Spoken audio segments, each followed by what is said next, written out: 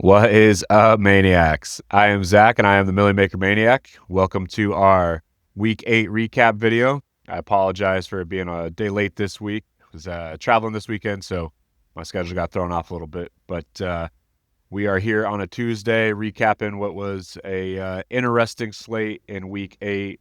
We had a ton of injuries late that changed a lot of the complexion of the slate. So it was about making a lot of last-minute adjustments. Some key guys that were going to be pretty big part of my player pool this week, such as Drake London and Michael Penix, both off of the Falcons there. Lamar was going to be a big part of it. That changed the complexion of that game as well. So a lot of injuries that changed everything last second. Our core group of our player pool was really solid, but my big stances once again this past week did not hit. My highest owned running back was J.K. Dobbins.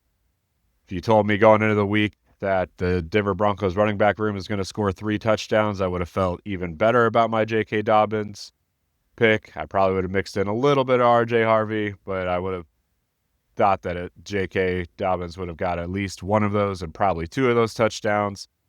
So the run out there sucks. I still feel really good about the process of getting to J.K. Dobbins. I mean, he absolutely dominated the game. He just did get in the end zone. And then on the other side, Dak Prescott was my highest owned quarterback at 4%. Dak Prescott, I will take that as far as ownership percentage. I would take that every single week if that's what the field's doing. Javonte scored the 2 touchdowns at the goal line, and he did have a couple turnovers while they were in Broncos territory that killed the energy there. But as that game was setting up into the second half, felt really good about that. Both my J.K. Dobbins pick as well as Dak Prescott going into the second half where the Cowboys are going to have to throw the ball a lot. Really thought that my other really high-owned receivers in Pickens and Lamb that I had a huge leverage on the field, one of them was going to go off, and I thought I was going to have a really nice second half, but that is just not how it played out. People were scared of the Denver's defense. Honestly, watching that game, it was more that Dak was just off. Plays better at home. That's something to consider in the future.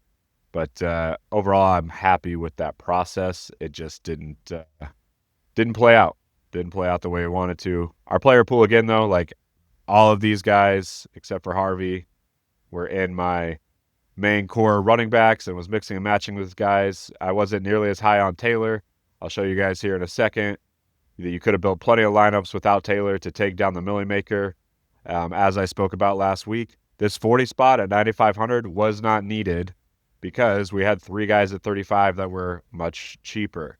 Now, if nobody else is in this 35 range and Taylor put up a 40 spot, like we did basically is what happened in the previous week where nobody else had these 35-point weeks, then he would have been needed. So we're going to we built him in a little bit last week because this 40 spot was such a high likelihood against the Titans. But again, he wasn't needed. So even though the field was there, we'll look at what he was 33% drafted. Obviously looks smart now, but even knowing that, I would have much rather just been on these guys, which I was. I was about on the field with all 3 of these guys. I was about 25% Cook, so really heavy there. The thing about that kind of hurt me with Cook, didn't kill me, but I primarily game stacked him with Tedero McMillan in pretty much every lineup. If Ted would have got one more yard, then we're looking at a top 5 week because that would have got him the 100-yard bonus. He was at 99 yards. Was really disappointed with how Andy Dalton played. I thought that there's going to be some more opportunity there, but Dalton just did not play well. Kind of worried about Dave Canales as a play caller, honestly. It just felt like they didn't have much of a game plan and they didn't put guys in good situations in that game, so keep an eye on that moving forward. But was all over it. And the thing, too, this interesting week at quarterback, really it didn't matter who you had. Like, Bo Nix was the highest owned. Drake May was very low owned, and I wasn't going to get to Drake May this week. I had one lineup with him just because they were taking on the Browns. But you could have had anybody. I had plenty of Stroud. I had plenty of Tua, plenty of Flacco. Like, I really thought that punt was the play this week. Nix was my 3rd highest owned quarterback. Went with the field on that. My miss there, Franklin was my 3rd highest owned receiver out of the Broncos. I was about even with the field at, I think I had 13% if I remember right. So pretty close to being even with the field there. But I really was leaning in on Mims. Obviously, that didn't pay off at all. And then Sutton missed as well.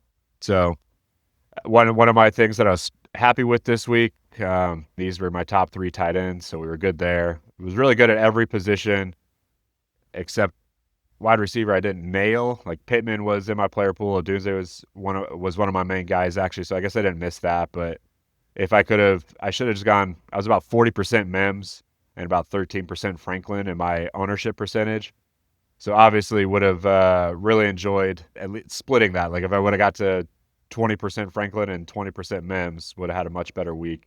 But really what killed me was Dobbins and Dak not having the big week. I did forget to update my profit tracker, but I ended up losing $500 this week. So it wasn't a horrible week, but it could have been a big week if Dobbins would have got to the end zone once. I would have had a profitable week. Or if Mims would have done something a little bit more, I would have had a profitable week as well. So also a defense. Buccaneers were my second highest owned. Defense got a ton of leverage on the field with that one. Really happy with that outcome. And then the Browns are my highest owned. And what I thought was likely that May would take a lot of sacks came to fruition because he holds on to the ball a little bit longer. And that's the first time the Browns have played somebody in a while that holds on to the ball. Primarily against the Browns, people are just trying to get the ball out quick because they know that pass rush is unstoppable. So we miss a little bit there, but still happy with that process because we did get a lot of sacks. And, a 9 spot we can't be upset with, especially at 2,500. So as a pay down defense, they were the best option. Really paying up at defense was the play this week. And the Buccaneers were my favorite pay up defense. So we hit on that pretty hard. So we hit everywhere. It was just our highest volume guys didn't hit, and that prevented us from getting to the combination we needed. So let's look at the best lineup. I was really happy with hitting on Tua. As I dug more and more into it, I just felt that Atlanta's defense is very overrated. The thing that killed me on all my Tua lineups is I had the comeback of Bijan or Mooney or Pitts. Pitts wasn't a bad miss, but pretty much I had that game stacked. My thought was if the Dolphins went off, that it was going to be a shootout. I didn't see a scenario where the Dolphins just dominated. Very disappointed in Kirk Cousins and crew, and cannot believe that coaching staff did not just hand the ball to Bijan every single play as when they were behind, because they were going to be able to stop him. So yeah, Atlanta's coaching staff have some concerns there. That's a big miss there. But I was all over Tua and Waddle, mixed in Achane a good amount there as well. So I'm happy that I was way ahead of the market on that. It just didn't really end up making any difference because at quarterback, as we see, pretty much you had 8 guys that all pretty much had the same game. Like there wasn't anybody that really separated themselves this week. So it was a matter of just having the cheapest guy. I was also happy with having CJ Stroud. I had about 15 CJ Stroud lineups, had a couple of them with Hutchinson. So those were nice lineups. Liked how I came out. I just feel like the 49ers defense is a defense that we're going to want to target moving forward because of all the injuries they have. And so happy with everything. As far as the player pool, again, it's just the guys that I was super heavy on were the big misses. So let's look at our top lineups, kind of review where we had there. The top lineup was a Justin Fields lineup. There's our boy. J.K. Dobbins. Solid day. Just needed to get in the end zone to really be needed. I had a lot of Cook. Like I said, I had about 25% Cook, so way above the market on that. And was above the market on Pittman as well. Way above the market on Odunze. McMillan, I was way above on, had 40% McMillan. Didn't kill me, but would have been real nice if he could have just got one more yard. Then we would have been in a real nice place. But that's not how it played out. Goddard, pretty much everybody had. And once A.J. Brown was ruled out, felt like the really smart place to go. Kind of bummed that that's how it played out because I was already heavy on Goddard before the injury. And then once A.J. Brown went out, then that ownership came along with it, so we didn't get leverage on the field as much. So yeah, I had just a little game stack here of Fields versus Chase. Interesting game in that it did shoot out. Like I saw that as what I thought was the second most likely game to shoot out. I thought the Broncos and Cowboys was the most likely. And I was pumped once Fields got in. We talked about it in the player pool video, but it just didn't make sense to me to even start Tyrod Taylor. If you're Aaron Glenn, the only chance you have of saving your jobs is showing that Justin Fields can make it work. Like Tyrod Taylor isn't going to do it for you, and that defense didn't play well. But I feel like Fields was the play against Cincinnati, and yeah, it played out. It played out well. I had a lot of Fields. I think I ended up with about 15 Fields lineups as well. So here we had a Flacco lineup, began playing that game stack, had Breece Hall as a comeback, had Cook there. I had this combo a decent amount. What killed me, though, is a lot of the times where I had the Cook or Hall combo or the Cook and Taylor combo, especially the Cook and Taylor combo, I pretty much had Andy Dalton or Kirk Cousins as a quarterback on the majorities of those, so that killed me. This was a double stack here. I was really high on Higgins as well. Obviously didn't hit as hard as we needed him to hit there. Here's Buccaneers lineup. Bo Nix to Sutton here. Would have been real nice if that was Bo Nix to our boy Franklin. That wasn't how it played out for us. So another solid lineup, but just needed to bob and weave a little bit different on some of these. Caleb Williams was a big disappointment for us as well. Another Flacco lineup. Obviously, Bijan was highly owned. At 8,800, I just thought there were too many scenarios in which, he scored 25 or 30. I did not see a 7 spot possible. I'll be real there. I was right around 30% on Bijan, but I wasn't going to go that much higher. I just felt there were too many good running back matchups this week to have to spend up. I felt there was too many guys that could be around that 35 point mark that were cheaper. And so even if these guys go off, as long as there's 2 or 3 guys that were cheaper that went off, they weren't needed, and that ended up being the case. We'll look at some of the lineups that we could have built here in a second that made sense with that philosophy. But yeah, this was a nice stack.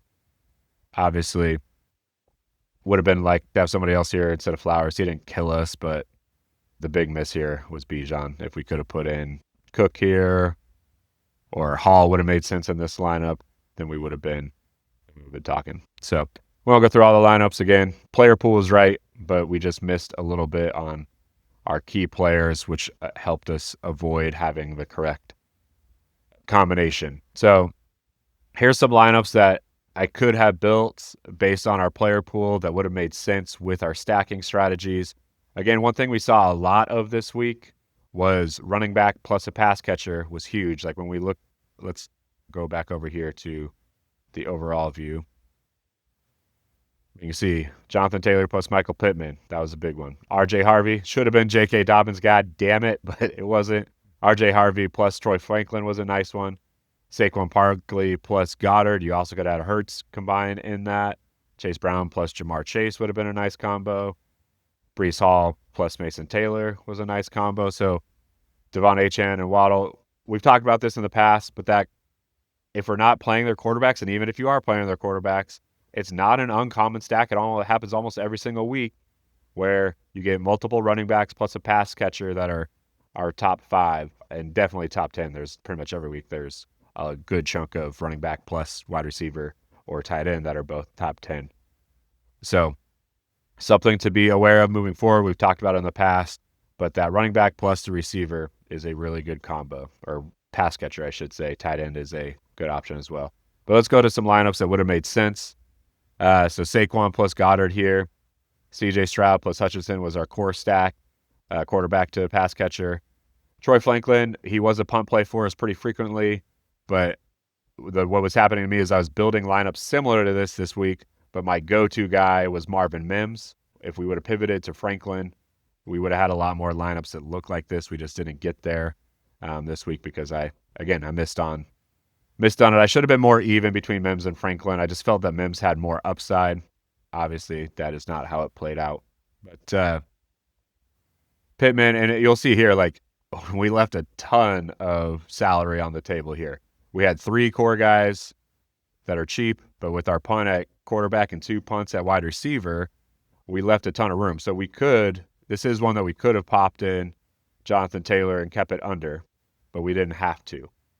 So I always wanted to show that like you didn't need Jonathan Taylor. The winning lineup was at 230. So here we can see we destroyed the $1 million lineup with this stacked up lineup with that all these guys were in our player pool too, especially with the Stroud to Hutchinson. Like Hutchinson wasn't one of my like go-to guys by any means, but he was in my player pool with Stroud with those stacks. I basically just rotated my Stroud lineups with one pass catcher. So I think I ended up with 3 or 4 of these Stroud to Hutchinson lineups, which were way above the field, obviously, on that. So yeah, we go down here to Bo Nix, and this is an interesting one. I just wanted to show you, like, you don't have to be 100% right. If I got to, I had plenty of Bo Nix plus Tro Franklin lineups, single stacks, but you could have double stacked it here with Sutton and still got to the winning lineup at 238 down here if you would have gone cheaper at running back. If you would have gone Cook, Barkley, and Breece Hall, that was really the key too, is that what it turned out to be is 3 running backs. So running back in the flex was the optimal play this week. And I had a decent amount of that, but pretty much every time I did that, it had our boy J.K. Dobbins in it instead of Breece Hall. Wish I would have got to a little bit more Hall. I had 10 lineups with Hall. I was right around on the money with the field on that. In hindsight, should have got to it a little bit more because I did believe actually in the Jets being able to score more against that Bengals defense, especially with the narrative that it just wasn't possible. But when you look back at their matchups previously, like they had some tough matchups. It just felt like a get-right game. I didn't think it was going to be as good as it ended up being, but should have had more Breece Hall. But again, another lineup with quarterback, 2 pass catchers, and then just our core group at running back. It still would have got there 238, even with Sutton not going off. Here's another one, Hurts plus Barkley plus Goddard. Then we would have gone Troy Franklin, Pittman, and Odunze. Odunze was one of our highest owned receivers, so this is one that I definitely would have built. We couldn't have got to the Buccaneers in this one, so I brought in the Browns, and still we would have had a winning lineup here. Would have taken it down at 232, would have taken down the Millie. Here's the Joe Flacco lineup, Flacco plus Brown plus Chase with the Breece Hall comeback. And then the thing is when I built these lineups, I was pretty much bringing Mims in, so that's where I was missing, but I was on the right track, like the same archetype player and the same price point. I was just leaning Mims more than Franklin, but obviously could have got to Franklin there. And then Goddard was our go-to tight end, had about 35% Goddard, and Cook we had about 27% too. So it came down to having a 3 RB build, and we could have taken it down with Flacco. So there's a lot of different options. Tua, I can't say that I would have built a lineup with Tua that would have got there because I was pretty much going to Achane and Waddle. I was pretty much double stacking every single Tua lineup that I did like this way. So I could have been very competitive, but I would be lying if I said that I would have got to Taylor in one of these lineups. I just don't think that I would have. So there were some ways that I could have played around with it. Like if I replace Cook here with Taylor and then like take out Pittman and go to or take out Odunze would have made more sense. Take out Odunze and go to Franklin.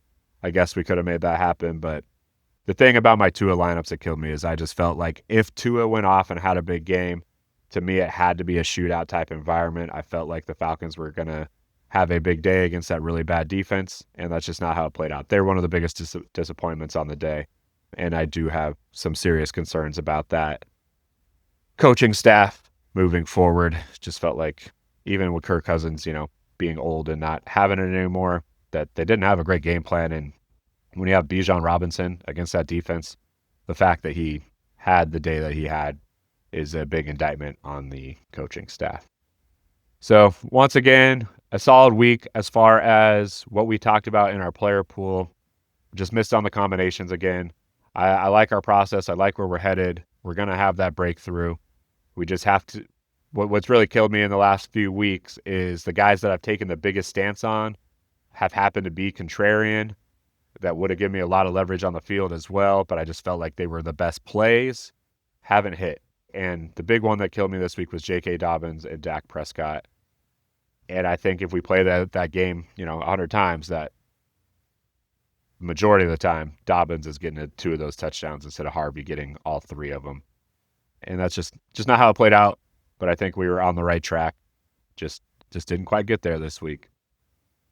But in week 9, we are going to find that perfect combination, and we will have that $1 million winning lineup next week. We'll be looking at Milly Maker Maniac and my stupid username of Forever Wildcat 4 that I can't change, unfortunately, at the top of the leaderboard.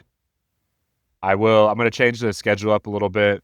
I'm going to start doing my recap videos on Mondays, and then I will be doing my game-by-game breakdown on Wednesdays with my player pool breakdown on Thursdays. All right, my friends, I appreciate you tuning in. Good luck in week 9. Sorry we didn't take down the Millie this week, but we will do it next week. If you haven't had a chance yet, please smash that subscribe button. Please like and comment. It helps me grow the channel. I'm trying to get to 1,000 subscribers by the end of the football season. Thanks, my friends. Appreciate you. Have a good day, and we will see you in our game-by-game breakdown tomorrow. Thanks.